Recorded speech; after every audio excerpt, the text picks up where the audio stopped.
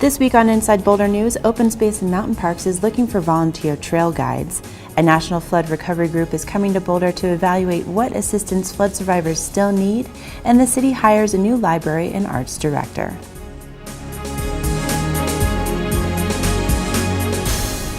Welcome to Inside Boulder News. I'm Ashley Prill.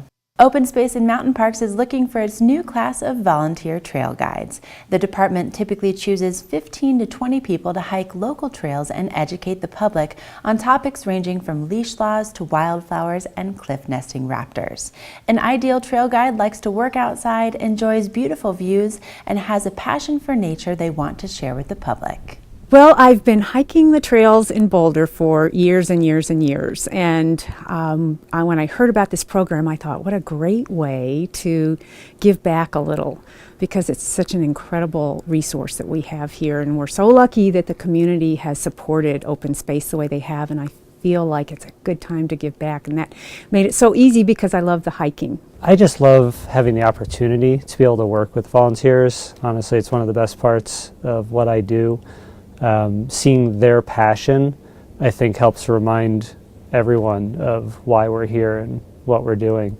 And we couldn't do half of what we do without volunteers. They're absolutely the backbone of Open Space and Mountain Parks. Trail guides are asked to give 6 to 8 hours a month on the trails. In return, you'll receive 10 hours of training from OSMP staff. You can fill out an application now at osmp.org by clicking on the Get Involved tab. Training for volunteer trail guides will begin the second week of March. $75,000 is up for grabs to repair Front Range parks and trails damaged by last September's flooding. The funding is available in grants of up to $5,000 for volunteer-based projects that rebuild the places Coloradans love to recreate. Recreation is really important to Colorado and very important to this area. We really want to restore that infrastructure that provides outdoor recreation and fitness opportunities to Colorado residents. It draws tourism activity and dollars to all the Front Range communities. And the outdoor industry is a $13 billion industry, and it provides 125,000 direct jobs just in Colorado alone. So it's not just about getting people outside and recreating in this beautiful area we live in, but it's also about the economy as well. Applications for grant funding must be submitted by 5 p.m. on Friday, February 21st. To apply, log on to tinyurl.com/Restore Colorado Fund. Grant awards are expected to be announced in early April. A national disaster flood recovery group is coming to Boulder to meet with flood survivors struggling to rebuild. Starting February 10th, World Renew volunteers will conduct one-on-one meetings in several Boulder locations to help evaluate what assistance survivors need and help prioritize individual needs. The Long-Term Flood Recovery Group is a partnership of municipal governments, local governments, nonprofits, and private sector businesses who want to help, and community volunteers as well. The focus of the Long-Term Flood Recovery Group is really to help those who really are in need, who are most vulnerable. We know, fortunately, some people in Boulder have been able to recover and are continuing to recover on their own. They have the financial resources to do that. But we're seeking to reach out to those who do not have those types of resources. And we really would encourage individuals in that situation to come and participate. There's really 3 purposes to these sessions. One is to give individuals a much clearer understanding of their own situation and what it might take for them to get to full recovery.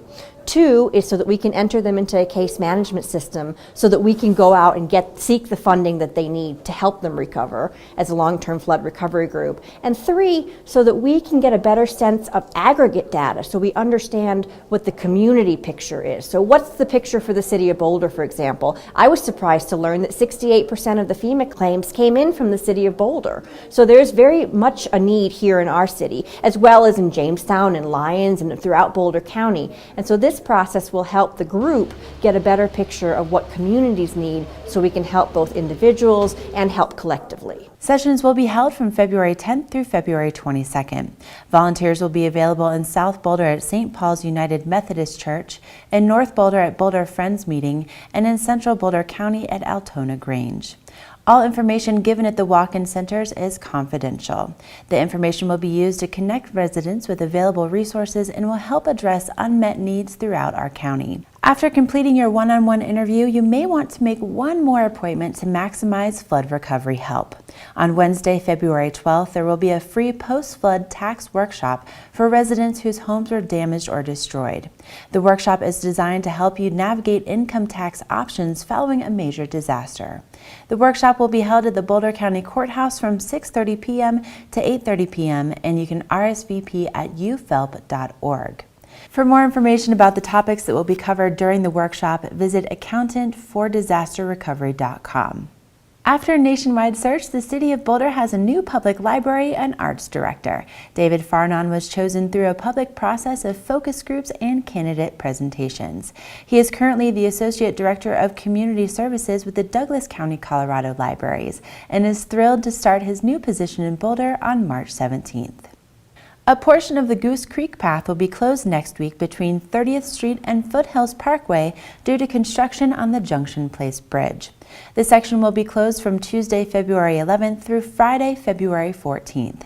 Easily accessible detours will be provided for all pedestrians and cyclists who use Goose Creek Path to travel east and west across Boulder. We have a lot of things going on in the Boulder Junction area.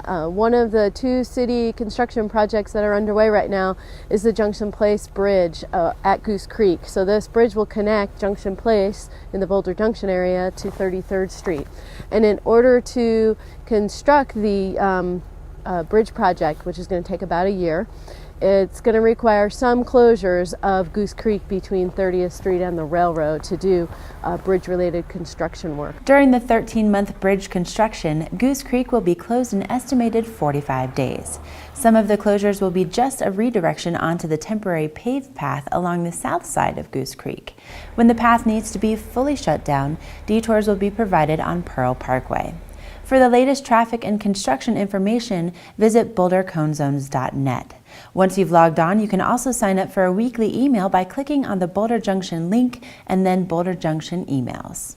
If you've always been fascinated by firefighters and what they do, the Citizens Fire Academy is your opportunity to get hands-on training with the local fire department. It's a free 7-week program designed to inform residents about the types of services the department provides. We will give the citizens an opportunity to kind of go in the day of a life. We will be running the classes every Wednesday evenings from 6 to 9 p.m. starting April 2nd and going through May 21st. We'll also have 2 Saturday all-day classes at our training center, and that's really the hands-on, the nuts and bolts fun stuff that we like to say.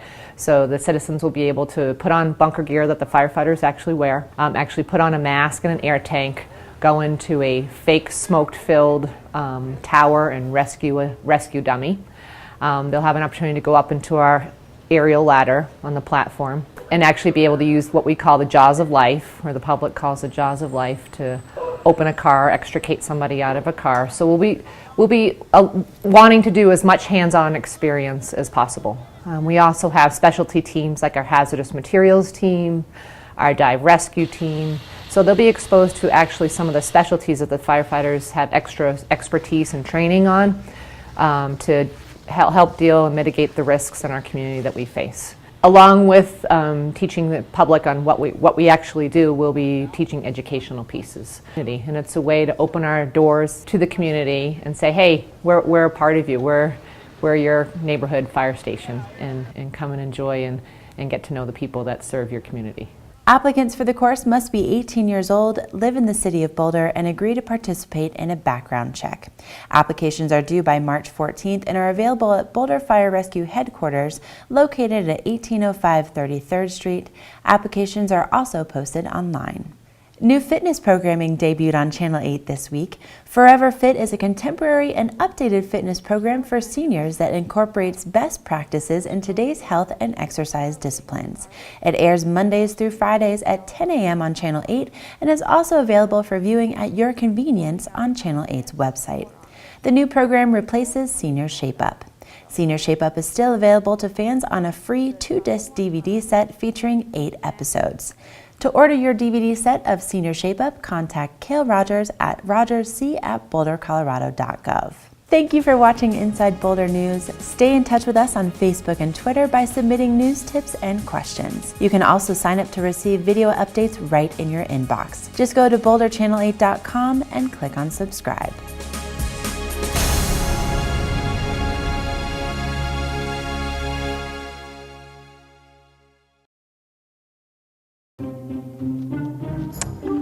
I don't know. I wouldn't have done it this way. No beer after 11 at night? Man, who comes up with these plans? Why would they build that in North Boulder? Come on. Excuse me, why don't you do something productive with your voice? Huh. Get up, said Mom, or you'll be late. Before a community can grow, a conversation must shape the vision. Help us shape the vision. Apply to serve on a city board or commission.